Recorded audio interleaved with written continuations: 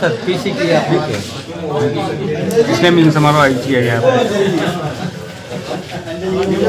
ये राज्य सरकार के द्वारा और चुने हुए भारतीय जनता पार्टी के सांसद महोदय के द्वारा इन 2 वर्षों में कोई ऐसा काम बूंदी विधानसभा क्षेत्र का विकास का ये नहीं कर पाए और उपलब्धि के नाम पर 0 रही।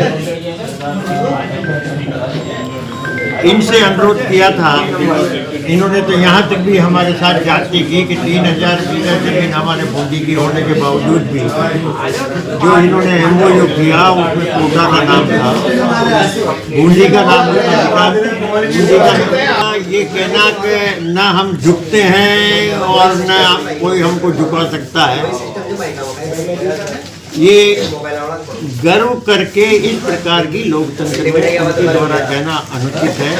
बूंदी की जनता के आवाज पर मेरे द्वारा विधानसभा में उठाए गए कारण से उनको मजबूर होना पड़ा कि कोटा के साथ बूंदी का नाम जोड़ा गया। उदारता तो हमारी थी कि बूंदी जिले में बन रहा था, कोटा का नाम होना आवश्यक नहीं था, लेकिन हम इस मामले में उदार रहे कोटा के नाम लिखने पे भी, लेकिन इस प्रकार का भेदभाव उनको नहीं करना था और जनता की मांग के आधार पर ही उन्होंने बूंदी का नाम लिखा।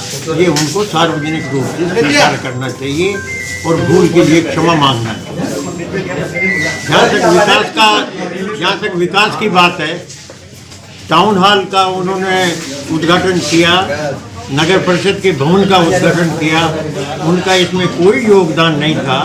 ये पूर्ववर्ती सरकार की थी, हमने उनका शिलान्यास किया और एक बात उन्होंने जरूर ये की कि चुने हुए जनप्रतिनिधि को राज्य सरकार के आदेश होने के बावजूद भी इन दोनों ही सार्वजनिक कार्यक्रमों में विधायक को आमंत्रित नहीं किया और बूंदी की जनता का अपमान किया।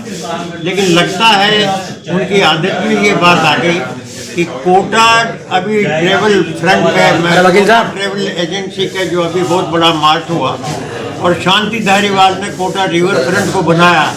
आने वाला हर आदमी शांति धारीवाल के उस काम की सराहना कर रहा है, लेकिन शांति धारीवाल को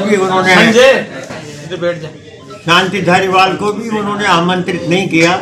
इसलिए लोकतंत्र में अगर लोकसभा के अध्यक्ष, विधानसभा के अध्यक्ष ही विधायकों की और सांसदों के अधिकारों की रक्षा नहीं करेंगे तो इससे ज़्यादा दुर्भाग्य की बात कुछ नहीं हो सकती। कान्हा की सड़क का 2 साल से फॉरेस्ट की NOC नहीं दिला पाए। हमारा जो गरड़दा का बांध था 2 साल पूर्व कंप्लीट हो गया, ये उसकी NOC अभी तक नहीं दिला पाए। विकास के लिए ये कोई अनुदान राज्य सरकार से न दिला पाए। 250 करोड़ रुपए से 280 करोड़ रुपए का हुडको से लोन दिला करके बूंदी के हर नागरिक को ये कर्जे में डुबोना चाहते हैं। डबल इंजन की सरकार है, हम अपेक्षा करते थे कि ये सारा का सारा जो पैसा है अनुदान का पूर्ववर्ती हमारी सरकार ने 150 और 157 करोड़ रुपए अनुदान के रूप में बूंदी नगर परिषद का दिया। 1 किलोमीटर की सड़क का अनुदान ये बूंदी नगर परिषद को नहीं दिला पाए। कोई अपनी तरफ से कोई ऐसी रिमार्केबल योजना नहीं बना पाए। 17 करोड़ का जो बूंदी के टूरिस्ट डेवलपमेंट के लिए जो सौंदर्यीकरण के लिए पैसा आया था उसका टेंडर नहीं करवा पाए। इन्होंने कहा था कि ये एक फ्लाईओवर बना देंगे रंजीत टाकिज के पास, उसका पेपर नहीं चला पाए।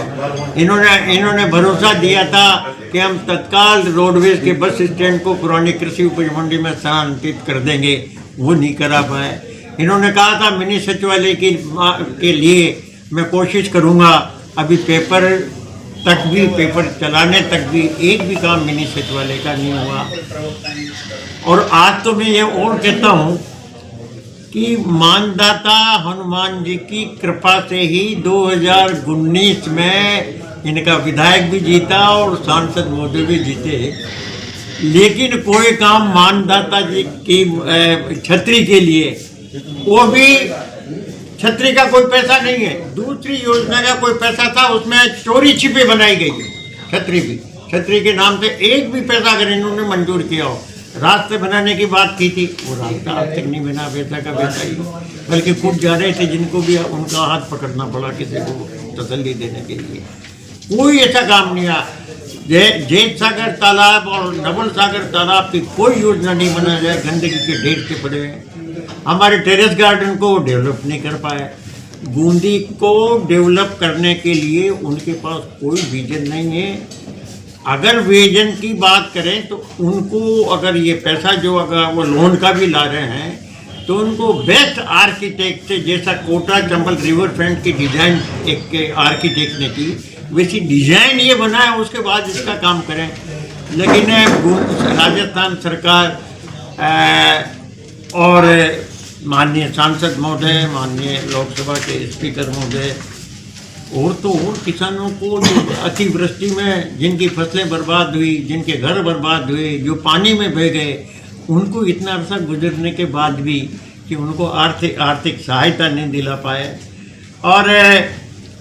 और इसके साथ ही ये जन चर्चा है एलन ग्रुप ने और जो वहाँ के कोचिंग इंस्टीट्यूट है, उन्होंने ये आरोप लगाया था कि कुछ नेता वहाँ के उनसे पार्टनरशिप में मांग रहे हैं और इसी कारण वो उनका कोचिंग का जो काम था उन्होंने दूसरी जगह शिफ्ट किया।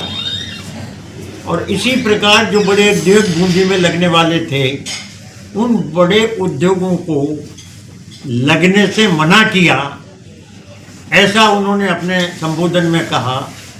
तो उद्योग लग रहे थे तो उनको मना क्यों किया? उद्योग जो आ रहे हैं अपनी मर्जी से लगा रहे हैं बूंदी में, तो आप मना क्यों करते हो? ऐसे रोकना क्या कारण से, ये शंकाएं पैदा करता है।